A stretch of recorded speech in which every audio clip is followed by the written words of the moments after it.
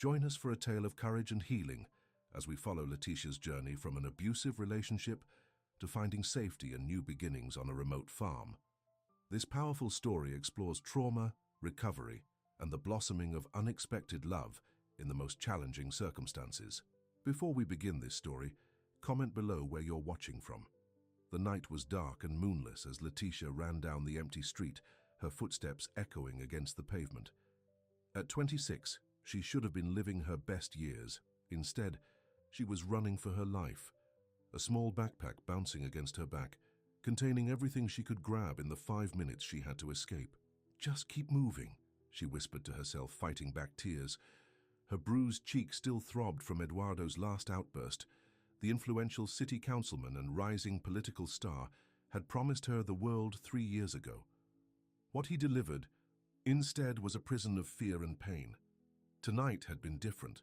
When he had pressed that cold gun against her temple and whispered, "Next time you embarrass me in public, I won't just threaten you," she knew it was finally time to run. Letitia turned the corner and spotted the small clinic where her friend, Maria, worked the night shift. Maria had been begging her to leave Eduardo for months, ever since she first noticed the bruises Letitia tried so hard to hide. "Thank God," Maria whispered when she opened the back door. "I was worried you wouldn't make it." Letitia fell into her friend's arms, finally letting her tears flow freely. "He's going to kill me if he finds me, Maria. He has people everywhere. Police, City Hall, everywhere." Maria locked the door behind them and led Letitia to a small office. "That's why you're not staying in the city. Look at me," she said, holding Letitia's face gently. "I've arranged everything. New ID, new background, and a place where no one will look for you." "How did you—" "My cousin owns a small farm in the countryside about 4 hours from here. It's registered under a different name. A man lives there, takes care of the place. You'll have the back room, completely separate. It's just until you figure out your next step." Maria handed her a manila envelope. Inside was a driver's license with Letitia's photo, but a different name, Ana Costa. "Ana," Letitia whispered, testing the name on her tongue. "The bus leaves in 20 minutes. Eduardo won't start looking until morning. By then, you'll be far away." The sun was rising when the bus finally stopped at the small rural station. Letitia, now Ana, stepped out, her body aching from the uncomfortable ride and the bruises hidden under her clothes. The station was nothing more than a wooden bench and a sign. No one else got off. "Excuse me," she asked the driver. "How do I get to Sunset Ranch?" The older man pointed down a dirt road. "About 2 miles that way. No taxis here, miss." Ana thanked him and started walking, dust clinging to her shoes and the hem of her jeans. Every sound made her jump. A bird taking flight, the distant bark of a dog. Eduardo's voice still echoed in her mind. "I'll find you wherever you go." As she walked, the landscape changed from scattered houses to open fields. Finally, she spotted it, a modest farmhouse with a wide porch surrounded by fenced pastures.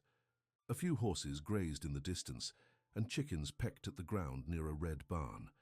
Ana stopped at the gate, her heart pounding. What if this was a mistake? What if the man who lived here couldn't be trusted? As if summoned by her thoughts, the front door opened. A tall man stepped onto the porch, shielding his eyes from the morning sun as he looked at her. He wore worn jeans and a simple blue work shirt with the sleeves rolled up. His face was tanned from outdoor work, and his dark hair curled slightly at the neck. "Can I help you?" he called out, his voice deep but not threatening. Ana took a deep breath and approached, clutching the letter Maria had given her. "I'm Ana, Maria Oliveira's friend. She said you were expecting me." Recognition dawned on his face, followed by something Ana couldn't quite read. Caution, perhaps, or curiosity. But not anger, not disgust. "João Pedro," he said simply, extending his hand. When Ana flinched involuntarily, he withdrew it without comment. "Maria called yesterday. Said you needed a place to stay for a while." Ana nodded, unable to meet his eyes. "I won't be any trouble. I can pay rent or work. No need for that right now." João Pedro gestured toward the house. "Come in. You look like you've been traveling all night." The inside of the farmhouse was surprisingly clean and well kept. Simple furniture, wooden floors worn smooth with age, and large windows that let in streams of morning light. Nothing fancy, but everything had its place. Joan led her through the main house to a door at the back. "This is yours," he said, opening it to reveal a small but comfortable room with its own bathroom. A single bed covered with a handmade quilt, a dresser, a chair, by the window. It has a separate entrance from the side of the house. You can come and go without going through the main house if you prefer. Anna stood in the doorway, overwhelmed. After months of walking on eggshells, of asking permission for every move, the simple gesture of giving her privacy felt monumental. "Thank you," she managed to say. Joan handed her a key. "Breakfast is at 7, lunch at noon. I'm usually out working the farm during the day. There's a landline in the kitchen if you need to make calls." He paused, then added carefully, "No one will bother you here. We're pretty isolated." Anna finally looked up at him, searching his face for any sign of the controlling behavior she'd grown so accustomed to. Instead, she found only a quiet steadiness that somehow eased the constant knot of tension in her chest. "You're not going?" "To ask why I'm here," she asked. Joan shook his head. "Not my business. Maria said you needed a safe place. That's enough for me." He turned to leave, then stopped. "But if you want to talk, I'm a good listener." When he was gone, Anna sat on the edge of the bed and finally let herself breathe. The room was silent, except for the distant sounds of farm life, chickens clucking, the soft whinnying of horses. No city noise, no Eduardo coming home, his key in the lock signaling whether she should prepare for his affection or his rage. "Just until I figure out what's next," she promised herself, lying down on the bed. Within minutes, exhaustion claimed her, and Anna slept without fear for the first time in years. The next few days passed in a blur of sleep and cautious exploration. Joan kept to himself, leaving her food when she didn't come to meals, giving her the space she clearly craved. But Anna noticed things. How he always announced his presence before entering a room she was in. How he never made sudden movements around her.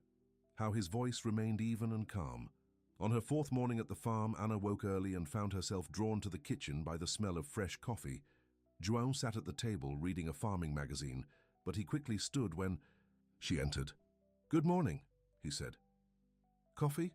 Anna nodded, taking a seat at the far end of the table. "Thank you." Joan poured her a mug and set it before her, along with a plate of toast. Then he returned to his seat, giving her plenty of space. "The chickens laid extra eggs yesterday," he said conversationally. "I usually sell them at the market on Saturdays, but it's a lot of work gathering them alone." Anna recognized the opening for what it was. "I could help," she offered hesitantly. "I don't know anything about chickens, but I can learn." A small smile touched Joan's lips. "It's not complicated. Mostly it's just being gentle and consistent." Something in the way he said it made Anna wonder if he was talking about more than just chickens. That afternoon, Anna found herself in the chicken coop, laughing despite herself as Joan showed her how to check the nesting boxes. "They have personalities," he explained, gently moving a plump red hen aside to reveal 2 brown eggs. "This one's Matilda. She's always the last to give up her eggs, thinks she's going to be a mother." "Why don't you let her?" Anna asked, carefully placing the eggs in the basket they carried. Joan shrugged. "No rooster. The eggs aren't fertilized." He pointed to a white hen watching them suspiciously from her perch. "That's Bianca. She pecks if you don't talk to her nicely first." Anna smiled, the expression feeling strange on her face. "You talk to your chickens?" "Everyone needs someone to talk to," Joan replied simply. Later, as they washed the eggs at the outdoor pump, Anna found herself studying Joan's profile. His features were strong but not hard. His hands, though calloused from farm work, moved with surprising gentleness as they handled the fragile eggs. "Have you always lived here?" she asked, surprising herself with the question. Joan glanced at her as if equally surprised she had initiated conversation. "No, I moved here 4 years ago. It was my parents' place, but they retired to the coast." "You didn't want to stay in the city?" A shadow passed over his face. "I needed a change." Anna recognized the look, the one that said there was more to the story, but that the door to that conversation was firmly closed. She, of all people, understood the need for secrets. "I like it here," she said instead. "It's peaceful." Joan's expression softened. "It is that." That night, Anna stood at her window, watching as João sat alone on the porch. In the moonlight, she could see him lift something to his lips, a harmonica. The melody that drifted to her was haunting.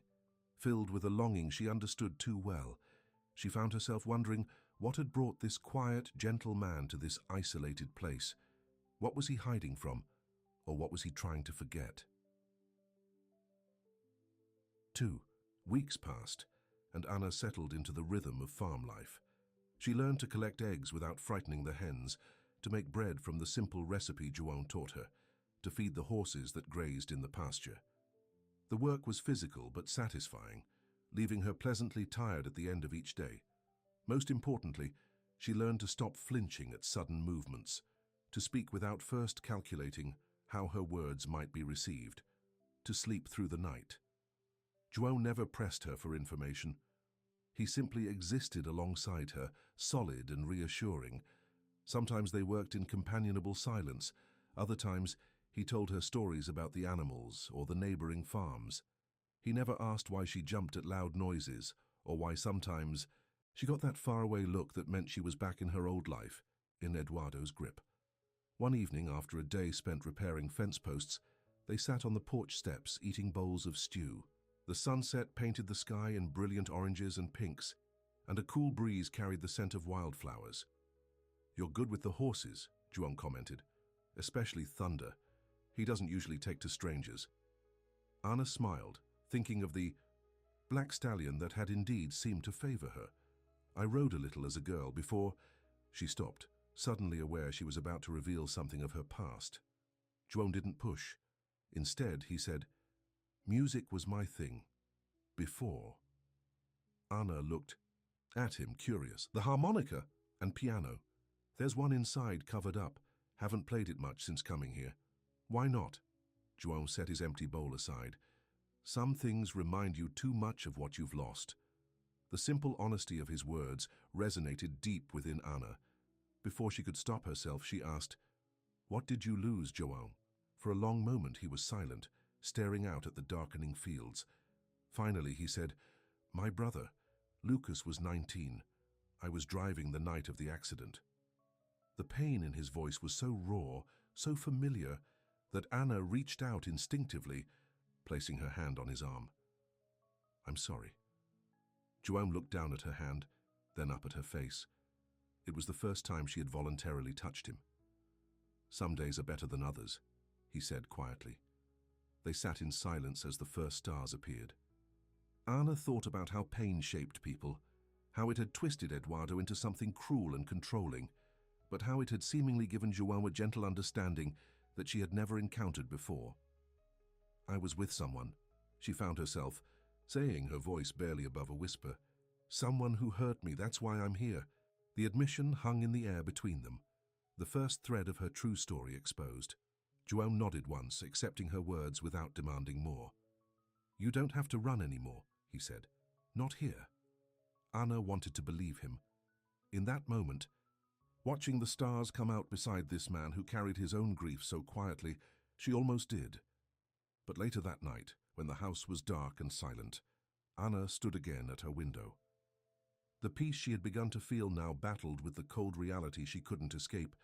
Eduardo was powerful, connected, obsessive. If he ever found her, she wrapped her arms around herself, suddenly chilled despite the warm night air. João had his own burdens to bear. She had no right to bring danger to his door. "Just a little longer," she whispered to herself, "just until I can figure out where to go next." But even as she said the words, something in her heart rebelled against them. For the first time since running away, Anna found herself wanting to stay. A month passed, and summer settled over the farm with long, warm days and star-filled nights. Anna found herself looking forward to mornings, to the simple routine that had become her life.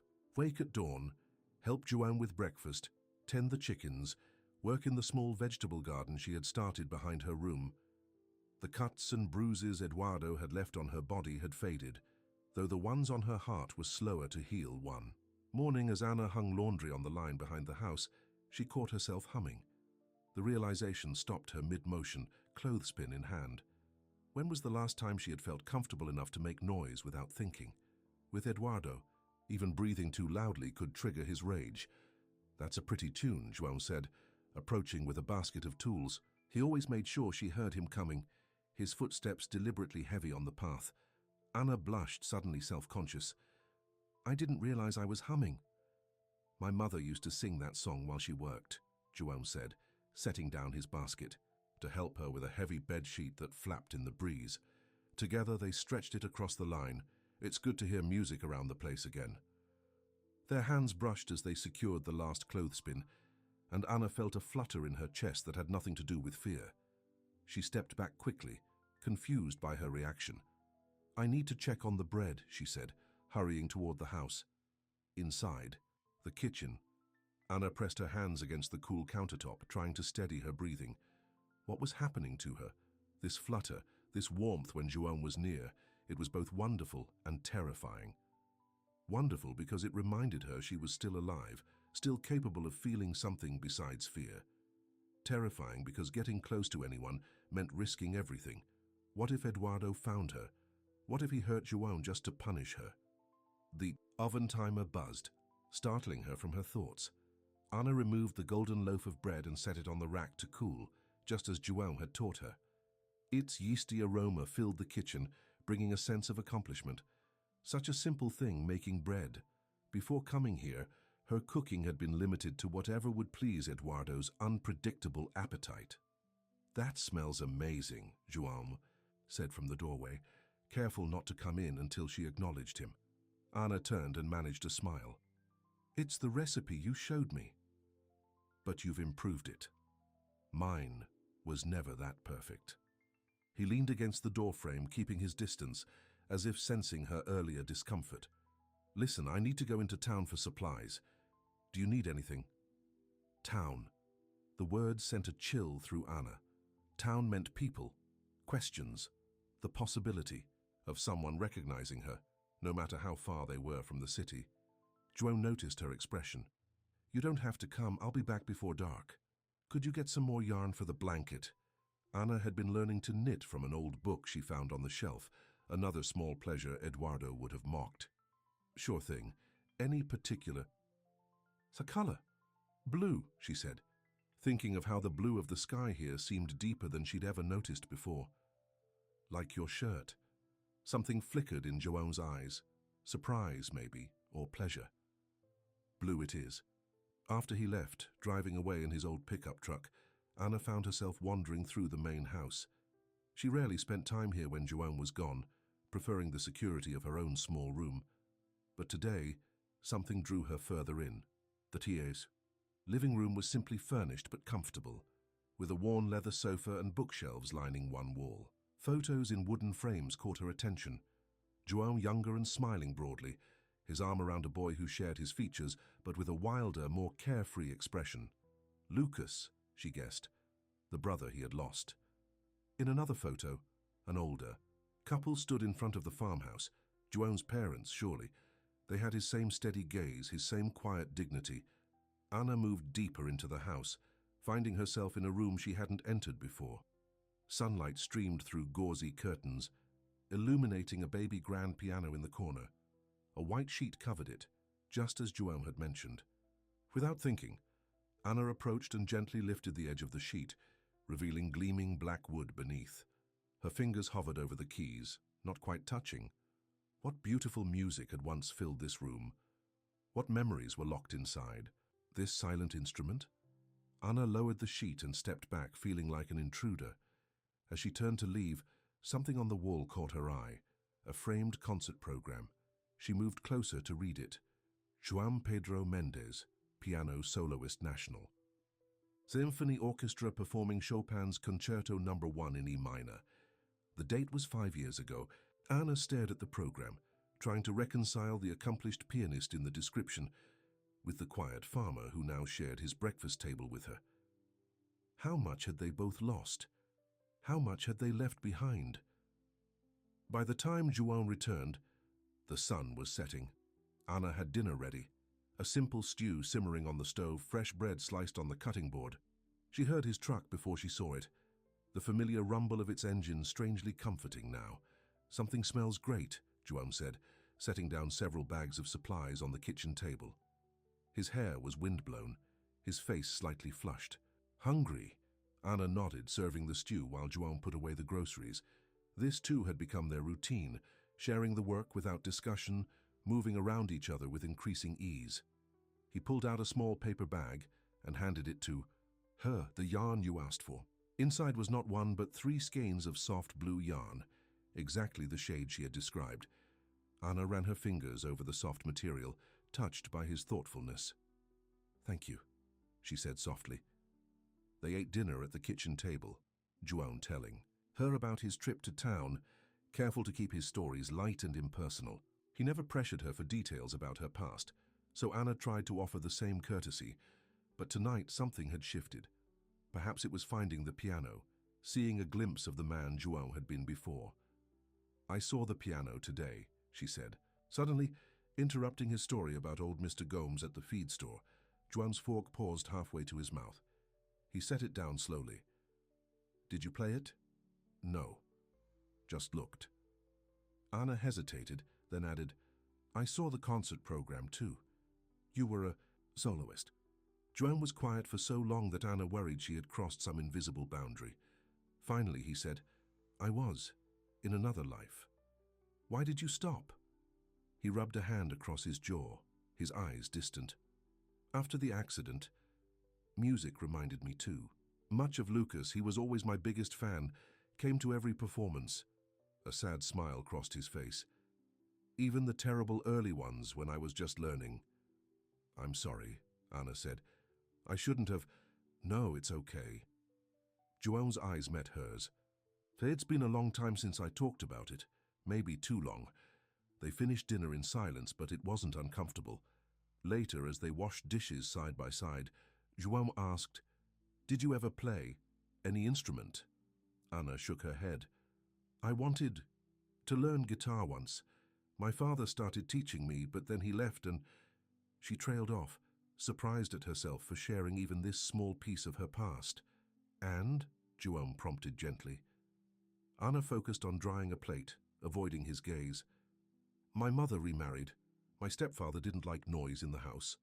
João nodded, understanding in his eyes.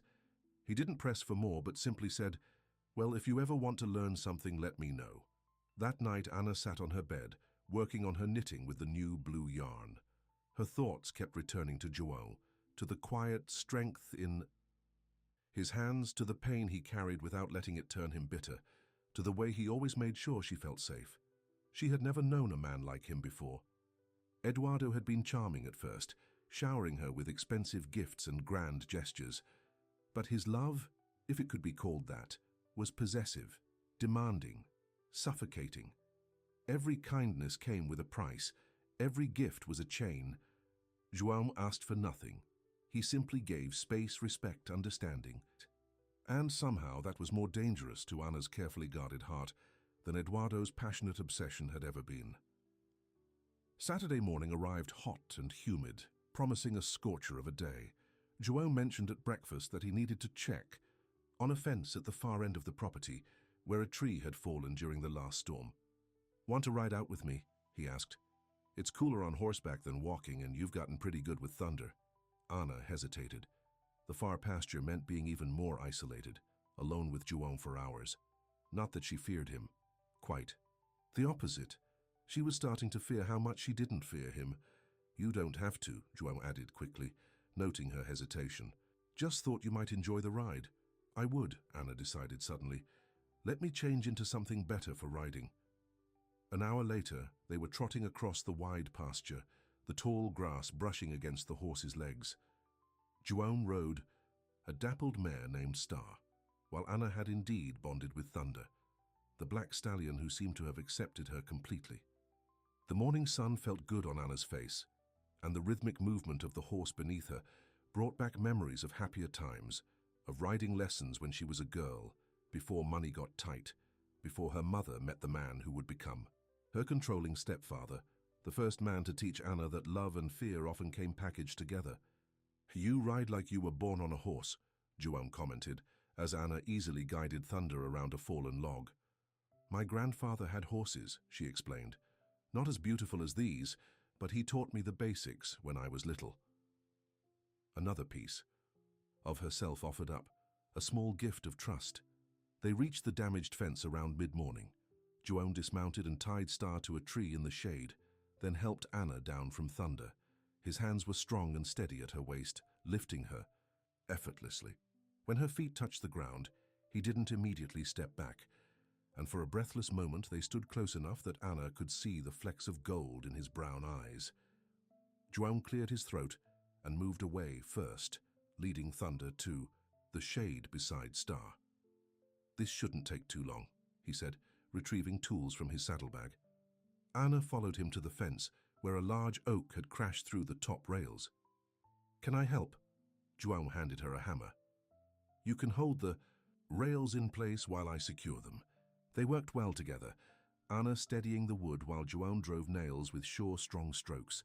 The physical labor was satisfying, and Anna found herself relaxing despite the heat. She rolled up the sleeves of her shirt, not thinking about the scar on her forearm until she noticed Joanne glance at it. The scar was thin but prominent, a souvenir from the time Eduardo had pushed her through a glass coffee table. Anna quickly rolled her sleeve back down, but Joanne had already seen. "There's a creek nearby," he said, as if he hadn't noticed her discomfort. "Good place to cool off when we're done here." They finished repairing the fence just as the midday sun reached its peak. Both were sweaty and dusty from the work. "Come on," Joanne said, leading the way through a stand of trees. "The creek's just through here." Anna followed, hearing the babble of water before she saw it. A clear stream running between mossy banks, shaded by overhanging trees. The sight was instantly inviting.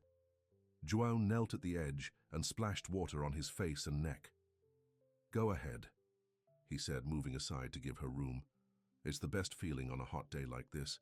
Anna crouched beside the creek and dipped her hands into the cool water. It felt heavenly against her hot skin. She splashed her face, then her neck, sighing with relief.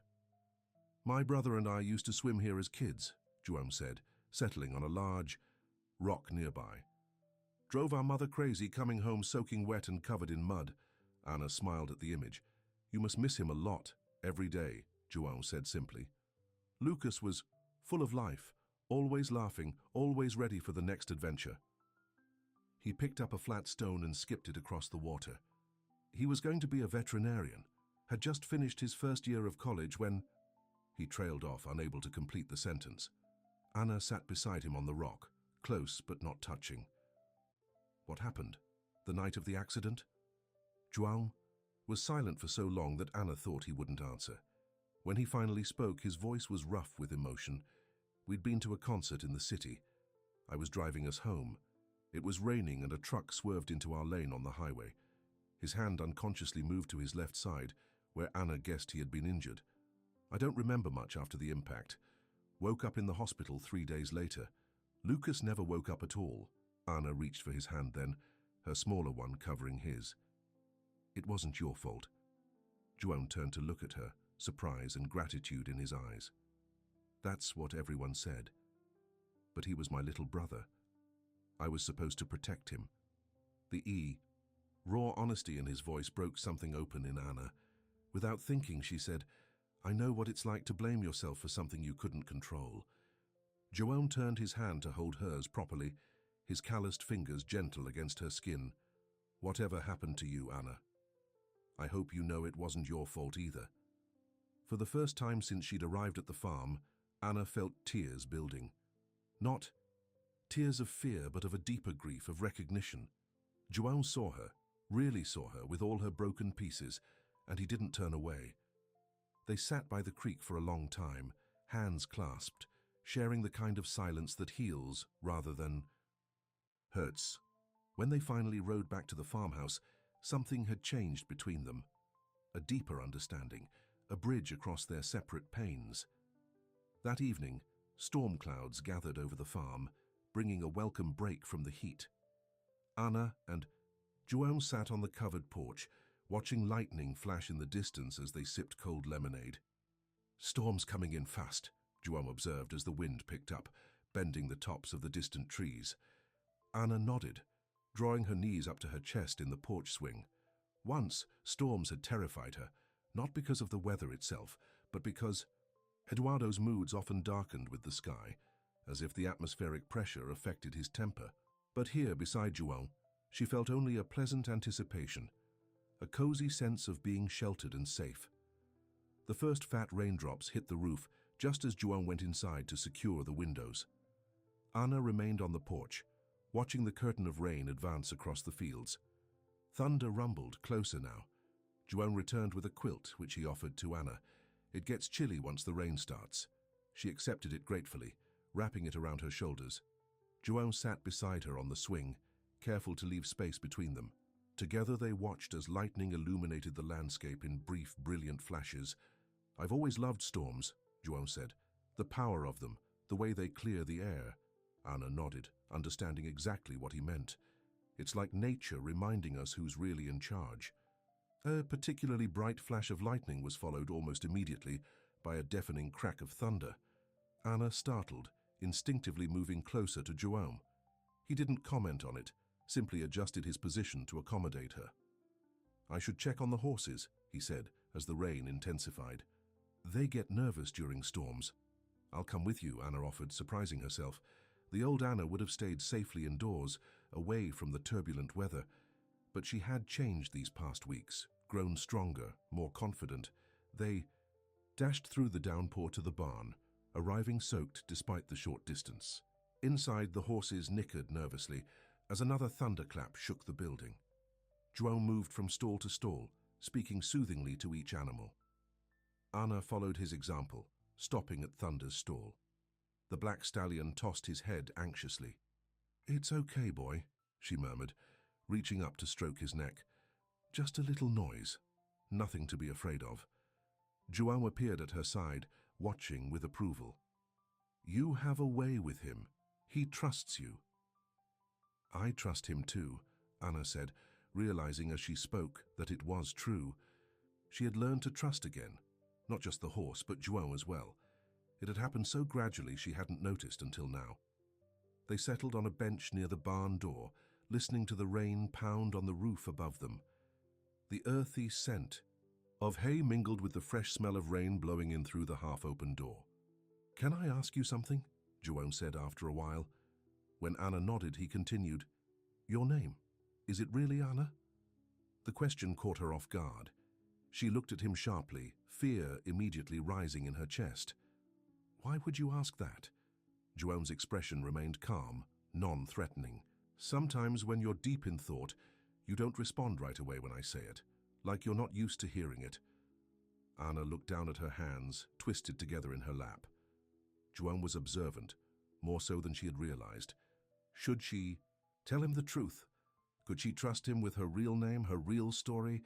"You don't have to tell me," João said gently. "I just want you to know that whoever you are, whatever you're running from, you're safe here." Ana took a deep breath. "My name is Leticia," she said, her real name feeling strange on her tongue after so long. "Ana is a name my friend gave me when she helped me escape." João nodded, accepting this piece of truth without demanding more. "Leticia," he repeated softly as if testing how it sounded. "It suits you." Outside, the storm continued to rage, but inside the barn, something settled in Ana. No, in Leticia. For the first time in months, she had spoken her real name aloud, had reclaimed a small piece of herself. João didn't push for more information. He simply sat beside her, a steady presence as the storm slowly moved past them. By the time the rain had diminished to a gentle patter, Leticia found herself leaning slightly against his shoulder, her body relaxed, her breathing even. "The worst has passed," João said, looking out at the clearing sky. But Leticia wondered if he was talking about more than just the storm. Morning light filtered through the curtains of Leticia's room, waking her gently. For a moment she lay still, listening to the familiar sounds of the farm, roosters crowing, the distant lowing of cattle, João's footsteps on the porch as he brought in firewood. 2 months had passed since she'd arrived at Sunset Ranch, and these sounds had become the soundtrack of her new life. Leticia sat up, running her fingers through her hair. It had grown longer since she'd been here, nearly reaching her shoulders now. Eduardo had always insisted she keep it short. More professional, he'd claimed, though she suspected it was just another way to control her appearance. She dressed, quickly in jeans and a light blue shirt, then looked at herself in the small mirror above her dresser. The frightened, hollow-eyed woman who had stumbled onto this farm was gone. Her face had filled out, her skin had a healthy glow from working outdoors, and most importantly, the constant look of fear had faded from her eyes. In the kitchen, João was scrambling eggs, his back to her as she entered. Without turning, he said, "Good morning, Leticia." A small smile touched her lips. Since the night of the storm when she'd told him her real name, he'd been careful to use it when they were alone. It was a small thing, but it meant everything to her. An acknowledgement of her true self, of the trust growing between them. "Good morning," she replied, moving to the counter to pour coffee for them both. "Sleep well." João turned with the pan, sliding eggs onto their plates. Had that dream again, the one about the concert hall? He'd been having it regularly lately, dreams of playing piano again, of music filling a grand hall. Leticia wondered if it was a sign that he was healing too, in his own way. "Maybe it's time," she suggested, not for the first time, as they sat at the table together. João focused on his food. "Maybe." He was silent for a moment, then looked up with a half-smile. "Actually, I was thinking of going into the big town today. San Miguel, not just the local village. Need to pick up some parts for the tractor. It's about an hour's drive." Would you like to come along?" Leticia froze, her coffee cup halfway to her lips. Town, people, questions, risk. João watched her reaction carefully. "You don't have to. I know you're careful about—" "I'll come," Leticia said suddenly, surprising herself as much as João. She couldn't hide forever, and San Miguel was large enough, far enough from Eduardo's sphere of influence, that the risk seemed manageable. "I'd like to." The smile that lit up João's face was worth the flutter of anxiety in her chest. The truck bounced along country roads, windows open to the summer breeze. Leticia watched the landscape roll by, fields giving way to scattered houses, then to the outskirts of a town much larger than the tiny village where João usually bought supplies. San Miguel was a proper small city, with a central square surrounded by shops and cafes. João parked near the hardware store and turned to her. "The parts will take about an hour. Want to meet at that cafe?" He pointed to a small place with tables on the sidewalk. "Say, noon?" Leticia nodded, grateful for the freedom to explore on her own. Noon. She wandered through the bustling streets, enjoying the simple pleasure of anonymity. No one here knew her. No one was looking for her. She window shopped, bought a new scarf from a street vendor, and even treated herself to an ice cream cone. Small, normal activities that had been impossible in her life with Eduardo, where every move was questioned, every purchase scrutinized. Near the central square, a small bookstore caught her eye. Leticia stepped inside, inhaling the comforting smell of paper and ink. She browsed the shelves, eventually selecting a novel and a book of poetry. As she approached the counter to pay, a television mounted on the wall caught her attention. The local news was playing, the anchor discussing upcoming regional elections, and there on the screen was Eduardo. Leticia's blood turned to ice. Eduardo was shaking hands with the reporter, his campaign smile firmly in place. The crawl at the bottom of the screen identified him. Eduardo Veiga, candidate for state governor. Campaigning in southern districts this week. "Miss, are you all right?" The cashier's voice seemed to come from far away. Leticia forced herself to nod, to hand over money for the books, to mumble a thank you. She left the store on shaky legs, clutching her purchases to her chest like a shield. Eduardo was campaigning, in the southern districts. How far was San Miguel from the campaign trail? Had he expanded his search for her this far? Would his people be watching bus stations, hotels, even random streets? Leticia hurried toward the cafe where she was to meet João. Her earlier confidence evaporated. Every face in the crowd became a potential threat, every passing car a possible surveillance. By the time she spotted João at an outdoor table, her hands were trembling. He stood immediately when he saw her, concern written across his features. What happened? "Can we go?" she asked, her voice barely audible. "Please now." Without hesitation, Jerome left money on the table for his untouched coffee and led her back to the truck. Only when they were driving out of town did Letitia begin to breathe normally again. "Do you want to talk about it?" Jerome asked quietly, his eyes on the road. Letitia stared out the window, watching the city recede behind them. "He's here. Not in San Miguel exactly, but in this region, campaigning." She didn't need to specify who he was.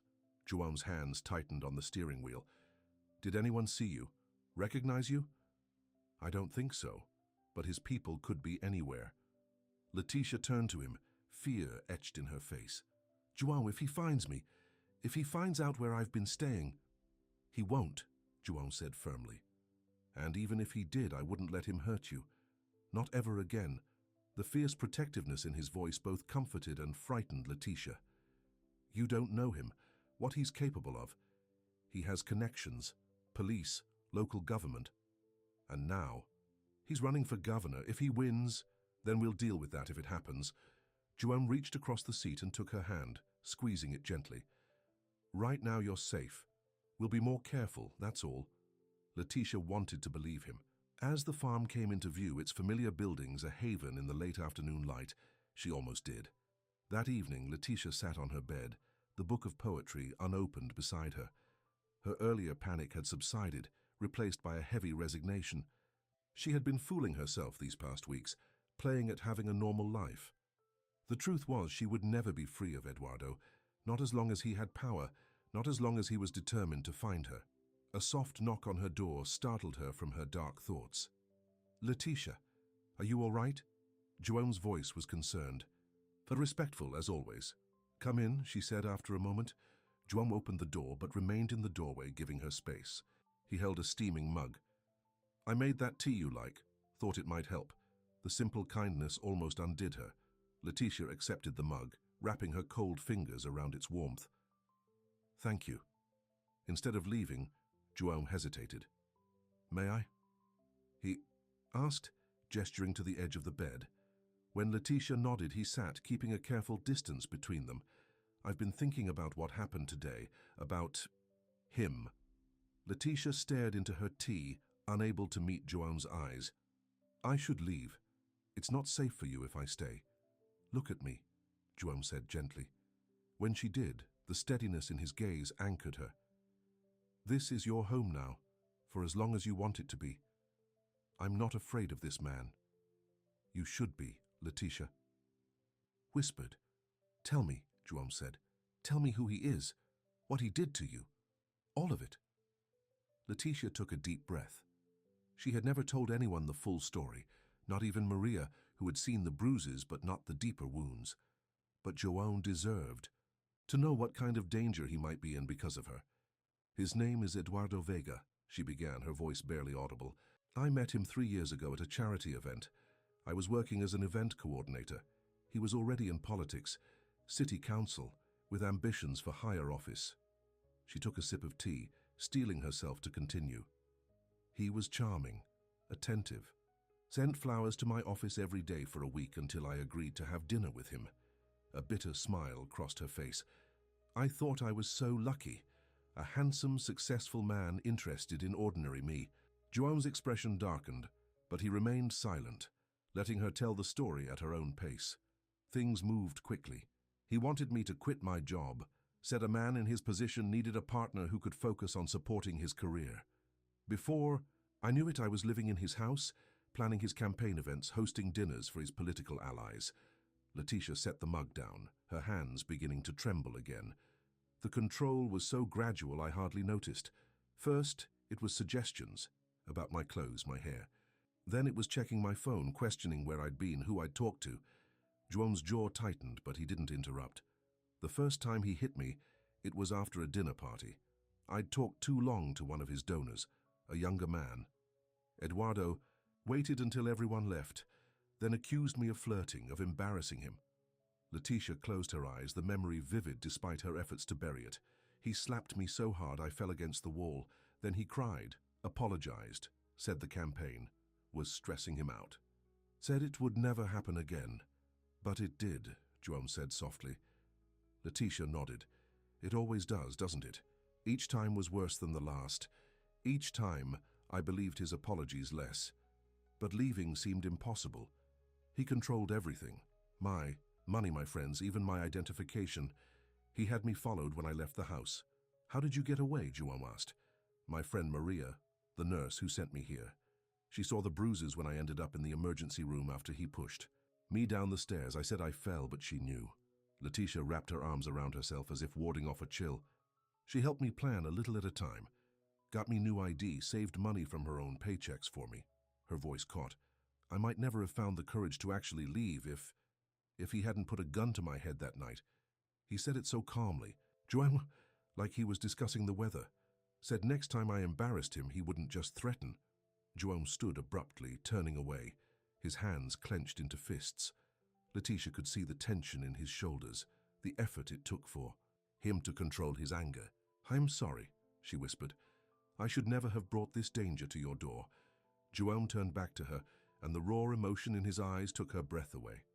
Don't apologize. Not for this. Not ever. He knelt in front of her, taking her hands in his. Leticia, listen to me. What he did, the control, the abuse, the threats, that's on him. Not you. You survived. You got away. That took incredible courage. Tears filled Leticia's eyes, blurring her vision. I'm still so afraid, she admitted. Every day, I wait for him to find me, to punish me for leaving. And now I'm afraid. For you too. João's thumbs traced gentle circles on the backs of her hands. We'll figure this out, together, I promise. Later, after João had gone and Leticia was alone with her thoughts, she realized something had shifted inside her. For years she had carried her fear and shame alone, a secret burden that isolated her even before she physically ran away. Now, having shared it with João, the burden felt lighter somehow. Not gone, never gone, but lighter. And for the first time, she allowed herself to acknowledge the feeling that had been growing inside her for weeks. It terrified her almost as much as Eduardo did, but she couldn't deny it any longer. She was falling in love with João. The next morning, Leticia woke to the sound of music. Soft, haunting piano notes drifted through the farmhouse, so unexpected that for a moment she thought she was dreaming. She slipped out of bed and followed the melody to the room she had discovered weeks ago. The door was ajar. Inside, João sat at the piano, the sheet removed, his back to her as his hands moved over the keys. He played with his eyes closed, a look of both pain and peace on his face as he coaxed a Chopin nocturne from the instrument that had been silent for so long. Leticia stood motionless in the doorway, hardly daring to breathe. The music filled the room, filled the house, filled her heart. It was beautiful and melancholy and somehow hopeful all at once. When the final notes faded, João remained still for a long moment, his hands resting on the keys. Then he spoke without turning. I woke up and knew it was time. He looked over his shoulder at her. After what you told me last night, about your courage, your strength, I realized I've been hiding from life just as surely as you've been hiding from him. Leticia entered the room slowly, drawn by the music and the man. It was beautiful. Rusty, João said with a small smile. But it felt right, like coming home after a long journey. He shifted on the bench, making room for her. Sit. Leticia hesitated, then sat beside him, careful not to touch him. The piano keys gleamed in the morning light, ivory and ebony, waiting. My brother loved this piece, João said, running his fingers lightly over the keys without pressing them. After the accident, I couldn't bear to hear it, let alone play it. It hurt too much. And now? Leticia asked. João turned to look at her, his eyes warm. Now I think maybe it's time to stop letting pain dictate our lives, both of us. The implication of his words hung in the air between them. Leticia looked down at the piano keys, at João's strong hands, resting on them, at her own smaller hands in her lap. I don't know if I can, she whispered. I know, João said gently, but you don't have to face it alone. He placed his hands on the keys again and began to play, not the melancholy Chopin. This time, but something lighter, a simple melody that invited rather than mourned. Without thinking, Letitia placed her right hand on the higher octaves, picking out a hesitant counter-melody, remembering fragments of long-ago piano lessons. João smiled, adjusting his playing to complement her halting notes. Together they created something neither beautiful nor polished, but genuine and alive. When they finished, laughter bubbling up between them at the imperfect harmony they'd created, their shoulders were touching, the space between them gone. "See?" João said softly. "Sometimes the most important thing is just to try." Their eyes met, and the air between them seemed to hum with the same harmony as their music. João's gaze dropped to her lips, a question in his eyes. Letitia's heart raced. Part of her wanted to close the distance between them, to know the warmth of his kiss, the strength of his embrace. But another part, the damaged, frightened part, pulled. "Back, I can't," she said, standing abruptly. "I'm sorry, I need time." João nodded, no hurt or frustration in his expression, only understanding. "Take all the time you need. I'm not going anywhere." Letitia fled to the safety of her room, her emotions in turmoil. She wanted to trust this feeling, this man. But Eduardo's voice still whispered in her mind, telling her she was worthless, that no one could truly love her, that she would never be free. Outside her window, she could hear João moving around the farm, attending to the morning chores without her. The piano music had awakened something in both of them, something hopeful and frightening in equal measure. The following days brought a new rhythm to the farm. Each morning, before the chores began, João would play the piano, sometimes classical pieces, sometimes simple folk tunes. Letitia would listen from the kitchen or her room, letting the music wash over her, a balm to her battered spirit. They continued working side by side, caring for the animals, tending the small vegetable garden that had expanded under Letitia's care.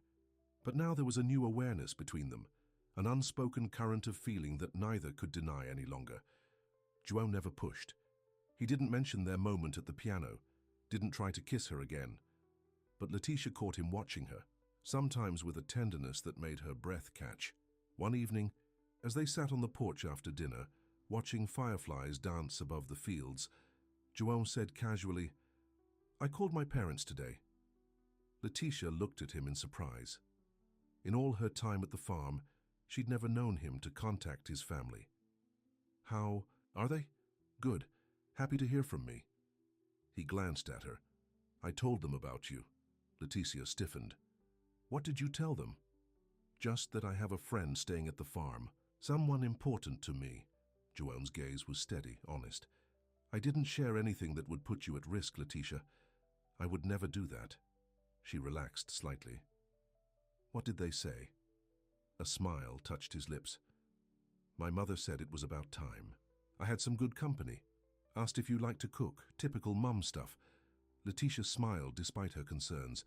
It sounded so normal, so ordinary, the kind of conversation people had when their lives weren't shadowed by fear and secrets. "They want to visit," João continued. "Next month, maybe. I told them I'd need to check with you first." "Oh." Letitia twisted her hands in her lap. Meeting João's parents felt like a step she wasn't sure she was ready to take. I don't know." João covered her restless hands with one of his. "You don't have to decide now, and if you're not comfortable, I'll tell them it's not a good time. No pressure, no expectations. Just like always. Just like always." That was João, patient, understanding, giving her the space and time she needed. It was so different from Eduardo's demands, his need for immediate compliance, his anger when she hesitated or questioned. Later that night, unable to sleep, Letitia stood at her window, watching the moonlight silver the farmyard. The contrast between the two men in her life couldn't have been more stark. Eduardo, who claimed to love her while causing her nothing but pain, and João, who asked for nothing while giving her safety, respect, and now, perhaps, his heart. Could she trust this feeling? Could she trust herself to recognize real love after being so thoroughly deceived by its counterfeit? A shooting star streaked across the sky, brilliant and fleeting. Letitia closed her eyes and made a wish, not for escape this time, but for the courage to stay, to face her fears, to open her heart to the possibility that not all love was destructive. A week later, João announced at breakfast that he needed to drive to the neighboring farm to help with a sick horse. "I'll be gone most of the day," he explained, pouring a second cup of coffee. "Carlos has a mare about to foal and there might be complications." Leticia nodded. "I'll take care of things here." João hesitated, then reached into his pocket and pulled out a small object. "I've been meaning to give you this," he said, placing it on the table between them. It was a cell phone, simple, not the latest model, but new. "It has my number programmed in," João said, "and Maria's, just in case you ever need to reach us quickly. The reception isn't great out here, but it works from the main house and the barn." Leticia stared at the phone. It was such a small thing, but it represented something immense. Connectivity, security, trust. Eduardo had monitored her phone constantly, checking her calls, reading her texts, deleting contacts he didn't approve of. Eventually, he had taken her phone away completely, leaving her isolated except when he was with her.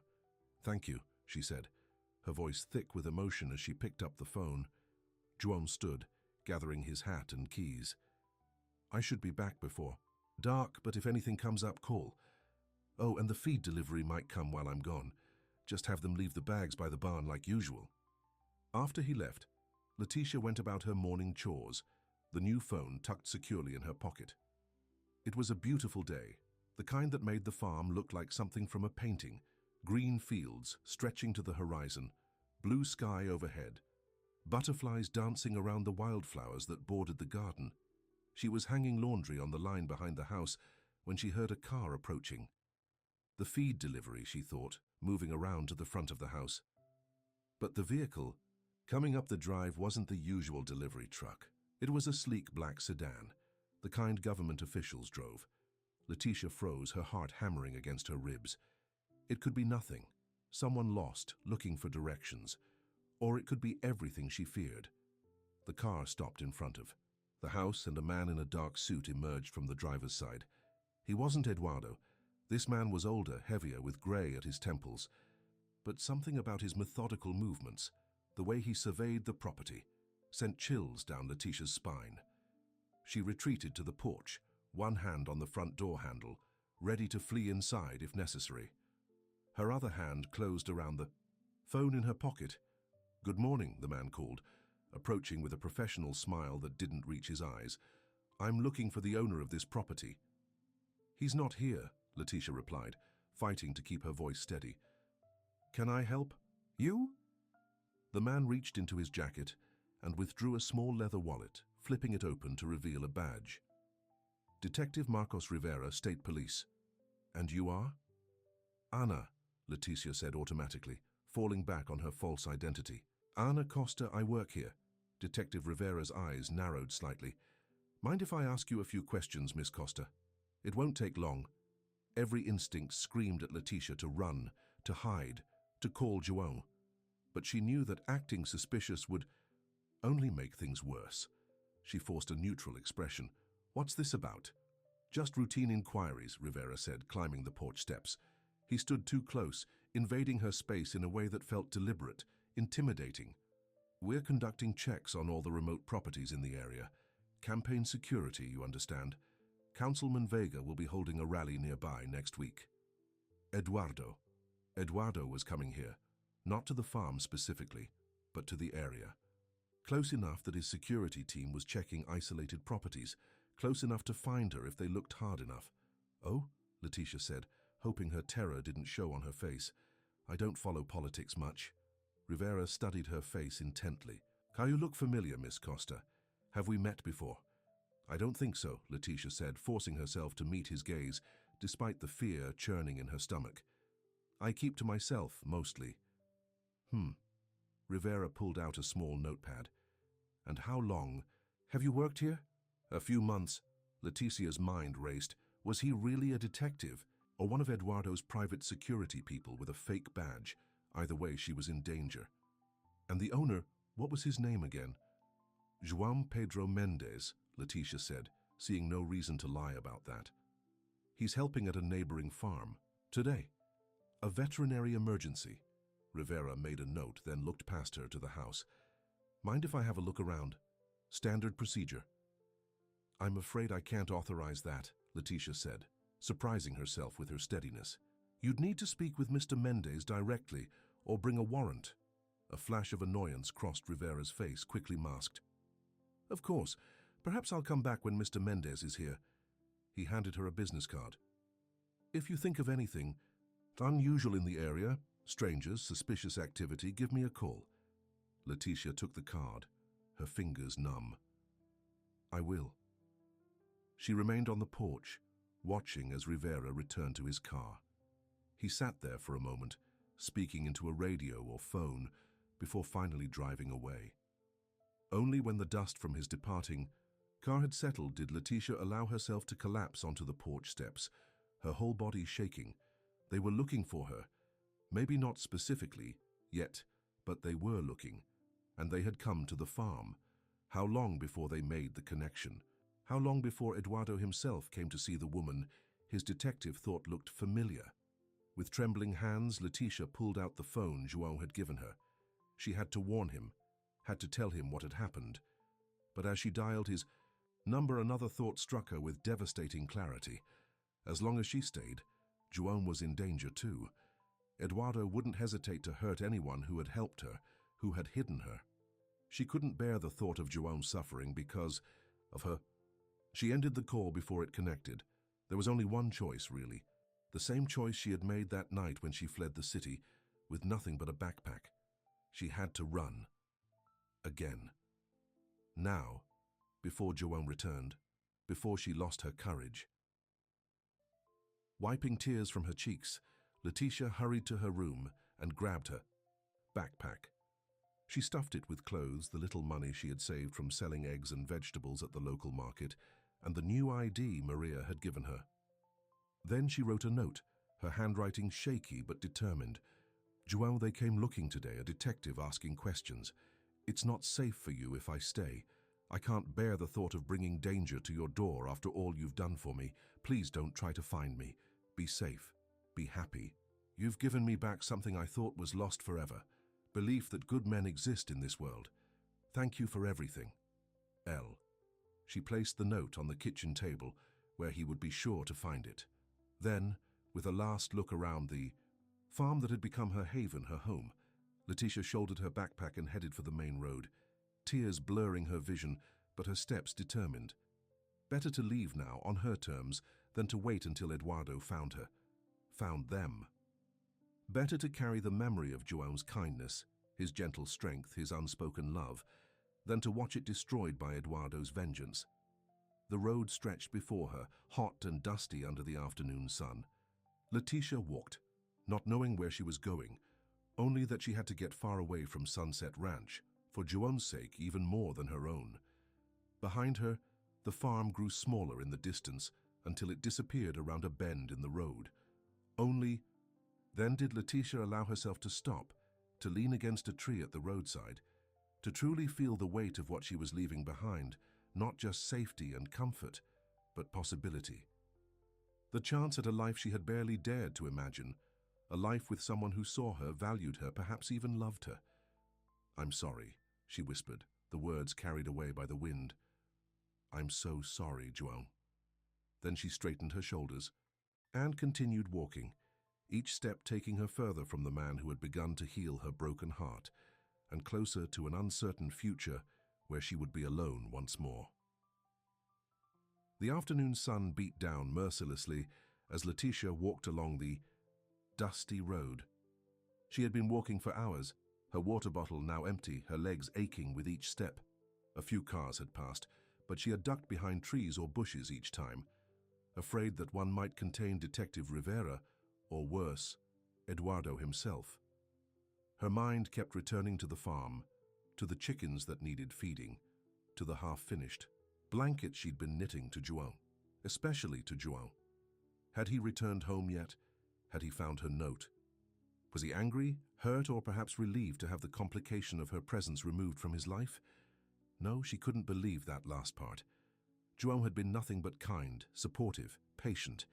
He had given her space to heal, asked for nothing. In return, and slowly, without either of them fully acknowledging it, They had built something precious together, something she had just abandoned.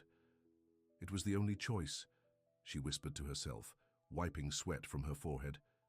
The only way to keep him safe. A bus stop appeared around a bend in the road, nothing more than a metal bench beneath a small shelter. Letitia sank onto it gratefully, checking the schedule posted on the side. The last bus of the day would pass in 20 minutes, heading to a town called Santana, about 30 miles away. From there she could catch another bus to somewhere bigger, somewhere she could disappear again. The sound of an approaching vehicle made her tense, ready to hide again, but it wasn't a car this time. It was Joanne's pickup truck, dust billowing. Behind it, as it sped down the road toward her, Letitia stood frozen in indecision. Should she run? Hide? But where?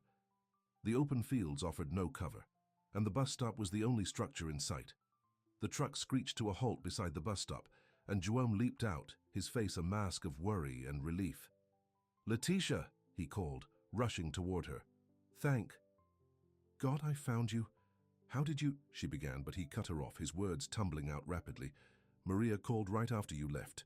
She was trying to reach you, got worried when you didn't answer." He was breathing hard, as if he'd been running. "She said Eduardo's detective has been visiting all her friends, showing your picture. When I got home and found your note—" Letitia took a step back, hugging herself. "Then you understand why I had to go. They're closing in, Joanne. If Eduardo finds me at your farm, he'll destroy everything. He'll hurt you." Joanne moved closer, his eyes intense. "You can't keep running, Letitia. There will always be another town, another detective, another close call." He reached for her hands, and after a moment's hesitation, she let him take them. "Come back with me. We'll face this together." "How?" Letitia asked, tears threatening. "He has power, connections. I'm just one woman with a fake ID and a backpack. You're not alone anymore," Joanne said firmly. "And I have an idea, but first you need to decide. Do you trust me?" Letitia looked into his eyes, seeing nothing but sincerity and something deeper, something that made her heart race. "Yes," she whispered. "I trust you." "Then come home," he said simply. After a moment's hesitation, Letitia nodded.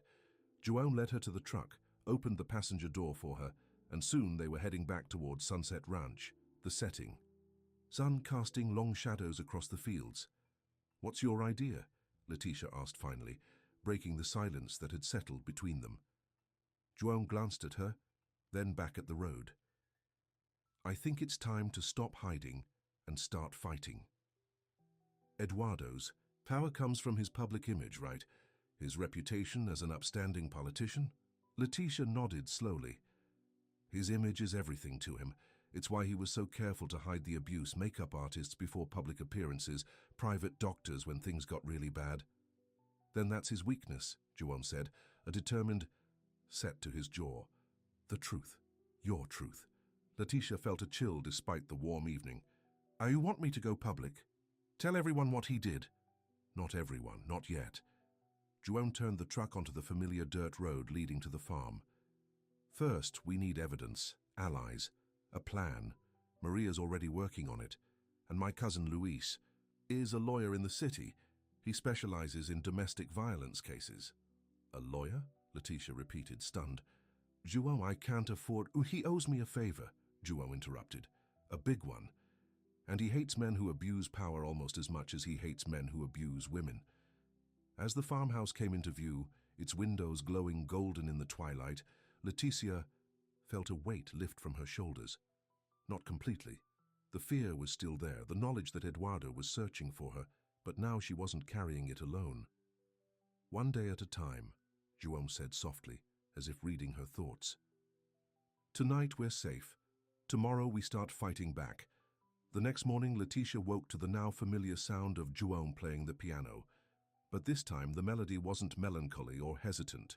It was strong, resolute, almost defiant. Beethoven's Pathétique Sonata, the passionate first movement giving way to the serene second movement as she listened. She dressed quickly and followed the music to the piano room, where Joanne sat, completely absorbed in his playing. Letitia waited in the doorway until he finished, not wanting to interrupt the power of the moment. When the final notes faded, Joanne looked up and saw her. "Good morning," he said, a small smile warming his face. "Sleep okay?" "Better than I expected," Letitia admitted. "The music was beautiful." Joan closed the piano lid gently. "My mother used to say music is how the soul speaks when words aren't enough." He stood, stretching slightly. "Maria and Luis should be here around noon. Are you sure? You're ready for this?" Letitia took a deep breath. "No, but I'm going to do it anyway." Joan's smile widened with approval. "That's bravery, not the absence of fear, but the decision to face it." He hesitated, then added, "Whatever happens today, whatever you decide to do next, I want you to know something." "What?" Letitia asked, her pulse quickening at the intensity in his eyes. "These past months, having you here, it's like the farm came alive again, like I came alive again." Joan took a step toward her, then stopped, as if afraid of pushing too far. "You don't have to say anything, I just wanted you to know." Before Letitia could respond, the phone in her pocket buzzed, the one Joan had given her. She pulled it out, seeing Maria's name on the screen. "Maria," she answered, her voice tight with worry. "Letitia, thank God." Maria's voice crackled through. The connection. "Listen carefully. Eduardo gave an interview this morning, announced he's visiting every town in the district personally. He mentioned San Miguel specifically, said he'd be there tomorrow for a campaign rally." Letitia's knees weakened. She grabbed the doorframe for support. "Tomorrow, that's too soon, we're not ready." "Luis and I are on our way now," Maria said. "We'll be there in an hour. Don't panic. This could actually work in our favor." After hanging up, Letitia relayed the information to Joan, who nodded grimly. "We need to move fast then. Let's have breakfast and prepare for their arrival." As they worked together in the kitchen, a strange calm settled over Letitia. For 3 years she had lived in terror of Eduardo, walking on eggshells, never knowing what might trigger his rage. Even after escaping, she had carried that fear with her, looking over her shoulder, jumping at shadows. But now, with Joan beside her, with friends coming to help, with a plan taking shape, she felt something new, emerging from beneath the fear, determination, anger even. Eduardo had stolen years of her life, had made her doubt her own worth, her own sanity. He had turned her love into a weapon against her, no more. Whatever happened next, she would never again give him that power over her. Maria and Luis arrived.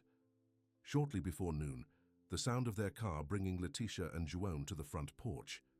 Maria rushed up the steps and embraced Letitia fiercely. "I've been so worried," she said, pulling back to examine her friend's face. "You look good, though. Stronger." "I am," Letitia said, surprised to realize it was true. Luis, a tall man with intelligent eyes and Joan's same steady presence, introduced himself with a warm handshake. "Joan told me some of what you've been through," he said. "I want you to know I'm here to help, whatever you decide." Inside, gathered around the kitchen table with coffee and the cinnamon rolls Letitia had baked that morning, they began to form a plan. "Eduardo is careful," Letitia explained. "He never left marks where people could see them, never lost control in public. Always had an explanation for any bruises that did show. I'm so clumsy she fell. You know how women are." Luis nodded, taking notes. "Common tactics, but there's medical evidence?" "Some," Maria confirmed. "I kept copies of her records from the emergency room visits, and there was that time the neighbor called the police." "They didn't do anything," Letitia said bitterly. "Eduardo told them I was emotionally unstable, that I'd injured myself during an episode. They believed him. Why wouldn't they? He's a respected councilman. I was just his hysterical girlfriend." "But now he's running for governor," Luis pointed out. "The stakes are higher, and the press loves nothing more than bringing down a rising political star." "I don't want revenge," Letitia said quietly. "I just want to be free, to know he can't hurt me or anyone else ever again." "Those goals align perfectly," Luis assured her. "Eduardo's power depends entirely on his public image. If we can show the world who he really is, that power crumbles." Joan, who had been listening intently, spoke up. "The rally tomorrow, it's a risk but also an opportunity. Every news outlet in the region would be there." Luis nodded thoughtfully. "Risky, but dramatic. If Letitia were to come forward publicly with evidence, right as Eduardo is making his pitch to be governor. He trailed off, looking at Leticia. But it's a lot to ask, very public, very confrontational. Leticia felt a flutter of panic at the thought of facing Eduardo, of speaking out in front of cameras and reporters. But she thought of other women who might fall into his trap if she remained silent, thought of the freedom that still eluded her as long as she lived in fear. "I'll do it," she said, her voice firmer than she expected. "But I need you all with me. I can't face him alone." João reached across the table and took her hand. "You won't be. Not for a minute." Maria and Luis exchanged a look that Leticia couldn't quite interpret. "What?" she asked, suspicious. Maria sighed. "There's something else you should know, something I discovered when I was gathering evidence." She pulled a folder from her bag and slid it across the table. "Eduardo has done this before. At least twice that I could find records of." Leticia opened the folder with shaking hands. Inside were medical reports, police statements, even a restraining order, all filed by women before her, all later withdrawn or dismissed, all with the same pattern of injuries, the same explanations, the same predator. "They were silenced," Luis explained. "Money, threats, whatever it took. But if they knew they weren't alone, if they saw you speaking out, they might come forward." "Too," Leticia finished, a new resolve hardening within her. It wasn't just about her freedom anymore. It was about stopping a cycle of abuse that had claimed too many victims already. Looking up at the three faces watching her with concern and support, Leticia made her decision. "Tomorrow then, at the rally. We end this." The rest of the day passed in a blur of preparation. Luis made phone calls to journalist contacts. Maria organized the medical evidence, and João stayed close to Leticia, his steady presence an anchor. As she wrote out her statement, the truth she would finally speak aloud. By evening, exhaustion had settled over the group. Maria and Luis retired to the guest rooms João had prepared, leaving Leticia and João alone on the porch, watching as the first stars appeared in the darkening sky. "Scared?" João asked softly. "Terrified," Leticia admitted. "But also ready somehow." They sat in comfortable silence for a while, the chirping of crickets and the distant hooting of an owl the only sounds. Finally, Leticia turned to face João directly. "This morning, before Maria called, you were trying to tell me something," she said. João's eyes met hers, warm even in the gathering darkness. "I was. I think I know what it was," Leticia said, her heart pounding. "And I think maybe I feel the same way. But I'm afraid." "Of what?" João asked gently. Leticia looked down at her hands. "Of believing in something good again. Of trusting these feelings. What if I'm wrong? What if I'm so broken that I can't tell the difference between real love and whatever Eduardo offered?" João reached out, tilting her chin up until she met his gaze. "You're not broken, Leticia. Wounded, yes. Healing, yes, but not broken." His voice was low, earnest. "And you don't have to figure everything out tonight. Whatever happens tomorrow, whatever you decide after, I'll be here. No pressure, no expectations." Tears filled Leticia's eyes. "How did I find you? In all the world, how did I end up here, with someone who understands?" "Maybe it's not about finding," João suggested, wiping a tear from her cheek with his thumb. "Maybe it's about recognizing. Two wounded souls recognizing something in each other, the capacity to heal, to begin again." Leticia leaned forward, then closing the distance between them. Their lips met in a kiss so gentle it made her previous experiences seem like pale imitations of connection.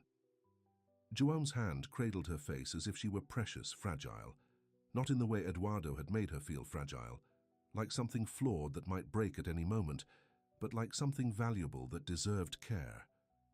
When they parted, both were smiling through tears. No words were needed. Whatever tomorrow brought, this moment was theirs, a promise, a beginning, a recognition of possibility. The town square of San Miguel was packed with people when they arrived the next day. A stage had been set up at one end, banners proclaiming Vega for governor fluttering in the breeze. News vans lined the adjacent street, reporters doing preliminary interviews with supporters. Leticia sat in the back of Luis's car, João beside her, her heart pounding so hard She thought it might break through her ribs. She wore a simple blue dress, Juwon's favorite color, she remembered with a small smile, and her hair was pulled back in a neat ponytail. No disguise today. Today she would be fully herself. "Remember the plan," Luis said from the driver's seat. "Maria and I will approach the reporters first, lay the groundwork. When I signal, you and Juwon walk to the press area. You make your statement. We have copies of the evidence to distribute. Then we leave immediately, no questions, no lingering." Letitia nodded, clutching the paper with her prepared statement. After a restless night, she had rewritten it this morning, simplifying it to its essence. Her hands trembled slightly, but her resolve was firm. "He's not here yet," Maria reported, scanning the crowd, "but his security team is setting up, checking the area." "Including our friend Detective Rivera, I bet," Juwon muttered, his hand finding Letitia's and squeezing gently. They waited in the car, watching as the crowd grew. Political supporters handed out buttons and flyers. A local band played upbeat music from a corner of the square. It all seemed so normal, so ordinary, a community gathering to hear a candidate speak. How many of these people knew what kind of man they were really supporting? "There," Maria said suddenly, pointing. "Black SUV coming up Main Street." Letitia's breath caught as she saw the vehicle, identical to the one Eduardo had always used. It pulled up near the stage, and security, personnel immediately surrounded it. And then, like a scene from her nightmares, Eduardo himself emerged. He looked exactly as she remembered, handsome in an expensive suit, his smile practiced and charming as he waved to the crowd. From a distance, he appeared the very image of a successful politician, confident, approachable, a man of the people. Only Letitia knew the rage that could transform that handsome face in an instant, the cruelty those hands were capable of, the lies that smile concealed. "You okay?" Juwon asked, his voice gentle but concerned. Letitia realized she had been holding her breath. She exhaled slowly. "Yes. Let's do this."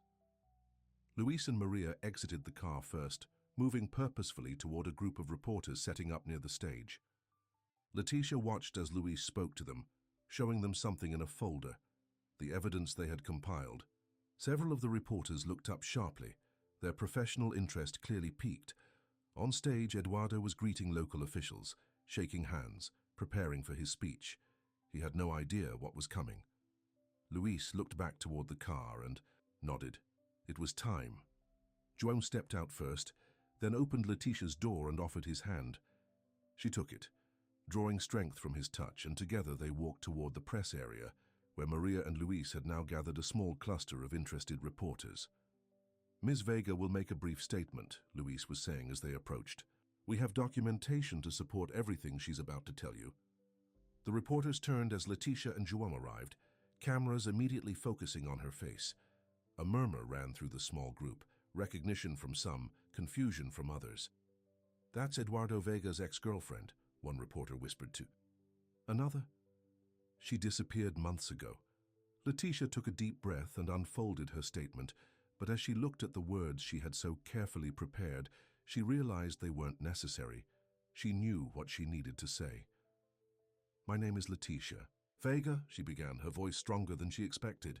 "For 3 years I lived with Eduardo Vega, the man who is asking for your votes today. In public, he presented himself as a dedicated public servant, a champion of community values. In private, he was my abuser." A shocked murmur ran through the group of reporters. Cameras began flashing more rapidly. "He controlled every aspect of my life.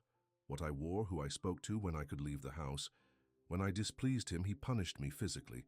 I have medical records documenting multiple injuries, police reports that were dismissed because of his influence, and testimony from healthcare workers who treated me." Letitia felt Juwon's hand at the small of her back, a gentle reminder of his presence, his support. She continued, her voice gaining confidence with each word. "I am not the first woman Eduardo has abused. There are others, whose privacy I will respect.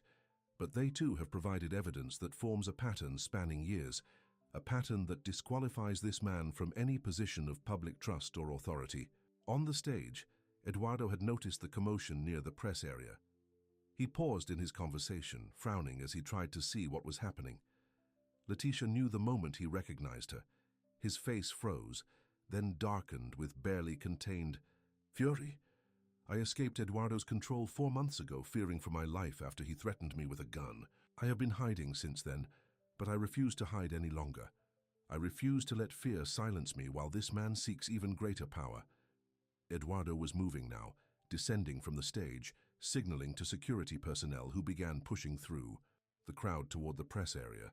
Luis noticed too, stepping forward slightly. Ms. Vega will now distribute documentation supporting her claims, he announced, as Maria began handing folders to the reporters. We will not be taking questions at this time. One of the reporters, a woman with sharp eyes and a determined expression, raised her voice. Mr. Vega is approaching. Would you be willing to confront him directly with these allegations? Before Letitia could respond, Eduardo broke through the circle of reporters, his security team forming a barrier behind him. His public smile was gone, replaced by cold fury barely contained behind a mask of concern. Letitia, he said, his voice carrying just the right note of worried affection. My God, we've been so worried. Where have you been? He reached for her, but João stepped smoothly between them. Don't touch her, João said quietly, his body tense but his voice controlled. Eduardo's eyes flicked to João, dismissing him instantly as unimportant, then back to Letitia. Sweetheart, you're not well. Remember what the doctor said about your episodes? Let me help you. The familiar tactics, gaslighting, playing the concerned partner, implying mental instability, triggered a cascade of memories in Letitia. For a moment, she felt herself slipping back into the old pattern, the old fear.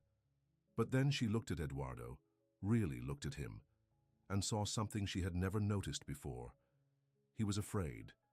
Beneath the contrived concern, the calculated charm was fear. He was afraid of her, of what she knew, of what she could reveal. I'm perfectly well, Eduardo, Letitia said clearly, making sure the nearby reporters could hear every word. And I'm not alone anymore. I'm not afraid of you anymore. Eduardo's expression hardened. He leaned closer, his voice dropping to a whisper, meant only for her. You will regret this. I promise you that. But a reporter had moved closer, her recorder extended. Mr. Vega, can you respond to Ms. Vega's allegations of domestic abuse? She claims to have extensive documentation. Eduardo straightened, his public face sliding back into place smoothly. These are obviously the delusional claims of a troubled woman. Letitia has been struggling with mental health issues for years. I've been desperately searching for her since she disappeared, worried sick about her welfare. Is that why you had your detective intimidating her friends? Maria interjected, stepping forward. I'm Maria Oliveira, a registered nurse who treated Ms. Vega multiple times for injuries consistent with physical abuse. More reporters were gathering now, sensing a major story unfolding. The noise level in the square had risen as word spread through the crowd that something unexpected was happening. Eduardo's campaign manager had pushed through the security line looking panicked. Ladies and gentlemen of the press, he began. Mr. Vega has an important speech to deliver. Perhaps we could address these unsubstantiated claims at a more appropriate time. Actually, said the sharp-eyed female reporter, holding up the folder of evidence she had been reviewing, these claims appear quite substantiated. Mr. Vega, can you explain why the emergency room treated Ms. Vega for 3 broken ribs and a concussion on the night of your campaign fundraiser last year? Eduardo's carefully constructed facade began to crack. His eyes darted around the growing press circle, calculating, searching for an escape route. But more questions were being called out. More cameras focusing on his face, more evidence being examined. Mr. Vega, is it true you previously settled a domestic violence claim out of court? Mr. Vega, did you threaten Ms. Vega with a firearm? Mr. Vega, how do you respond to the restraining order filed against you in 2018? Letitia watched as Eduardo's world began to crumble around him. The charming mask slipped, revealing glimpses of the rage underneath. His hands clenched into fists, then relaxed with obvious effort as he remembered the cameras. His eyes met, hers one last time, burning with hatred, before his security team closed ranks around him, hustling him away from the press and back toward the waiting SUV.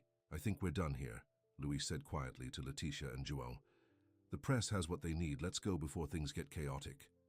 As they made their way back to the car, Leticia felt strangely light, as if a weight she had carried for years had finally been lifted. Eduardo wasn't destroyed. Men like him rarely were completely, but his power over her was broken. His carefully crafted public image was shattered. His political ambitions were likely in ruins. Most importantly, she was free. Not just physically free, as she had been since escaping the city, but free in her mind, her heart, her soul. The fear that had been her constant companion for so long was fading, replaced by something that felt remarkably like hope. 1 month later, Leticia stood in the garden behind the farmhouse, harvesting tomatoes in the late summer sunshine. The radio played softly from the kitchen window, the news announcer's voice drifting out to her. Former city councilman Eduardo Vega announced today that he is withdrawing from the gubernatorial race, citing personal reasons. This comes after multiple allegations of domestic abuse from former partners and the revelation of several previously undisclosed settlements. In a statement, Vega denied all accusations, but said he would be taking time away from public life to focus on his family. Leticia switched off the radio as she entered the kitchen, setting the basket of tomatoes on the counter. The news no longer had the power to upset her. Eduardo had been exposed, his career in politics effectively over. The legal process was ongoing. She had formally filed charges and other women had come forward with their own stories. But whatever the outcome, Leticia knew she had reclaimed her power, her voice, her life. The sound of a car coming up the driveway drew her attention. She went to the front porch, smiling as she recognized João's parents' station wagon. They had arrived yesterday for a week-long visit, their second since Leticia had decided to stay at the farm permanently. Helena and Antonio Mendez had welcomed her with open arms, as if she had always been part of their family. João emerged from the barn when he heard the car, wiping his hands on a rag. His parents and Leticia waved to him, and he jogged over, giving his mother a kiss on the cheek and his father a firm handshake before coming to stand beside Leticia. "How is the market?" he asked, his arm slipping naturally around her waist. "Wonderful," Helena replied, opening the trunk to reveal bags of groceries and local crafts. "We found everything for the dinner tonight, and Antonio couldn't resist another carved bird for his collection." "It's an owl," Antonio said defensively, holding up the wooden sculpture. "I didn't have an owl yet," Leticia laughed, helping them unload the car. The easy family dynamic still amazed her sometimes. The teasing, the affection, the absence of tension or fear. It was healing just to be around them. Later, as the afternoon cooled into evening, João found Leticia in the piano room, where she had been practicing simple scales. Her lessons with him had become a daily ritual, a challenge she embraced with enthusiasm. "You're getting better," he said, sitting beside her on the bench. "Hands more relaxed now." Leticia smiled, pleased by the praise. "I had a good teacher." She leaned against him slightly. "Your parents are napping before dinner. Your mother insisted on cooking tonight, said she needs to make sure I know all your favorite recipes." João chuckled. "She likes you." "I like her, too." Leticia turned to face him more directly. "I like all of this, João. The farm, your family, our life together." His expression softened. "Even though it's not what you planned, not the city job, the travels you talked about." "Plans change," Leticia said simply. "And not all dreams are worth holding on to. Some new ones are better." João took her hand, running his thumb over the simple silver ring she wore, his grandmother's ring, which he had given her 2 weeks ago, along with a question about their future together. She had said yes without hesitation, surprising them, both with her certainty. "Maria called while you were at the barn," Leticia said. "She's definitely coming for the engagement dinner tomorrow. And Luis, he says he has news about the case." João nodded. "Good news, I hope." "Whatever it is, we'll handle it," Leticia said, with newfound confidence. Together. The setting sun streamed through the windows, painting the room gold. Outside, the fields stretched toward the horizon, the same fields that had first welcomed Leticia when she arrived months ago, frightened, wounded, running from her past. Now those same fields represented something entirely different. Home, safety, possibility, play. "Something with me?" João asked, positioning his hands on the keys. "That duet we've been working on?" Leticia placed her hands beside his, their fingers almost touching on the ivory keys. "From the beginning?" "From the beginning," João agreed, his eyes warm as they met hers. Together, they began to play, João's confident melody supported by Leticia's simpler accompaniment. It wasn't perfect, but it was beautiful in its way. Two separate parts creating something whole, something neither could create alone. As the music filled the farmhouse, Leticia thought about the journey that had brought her here.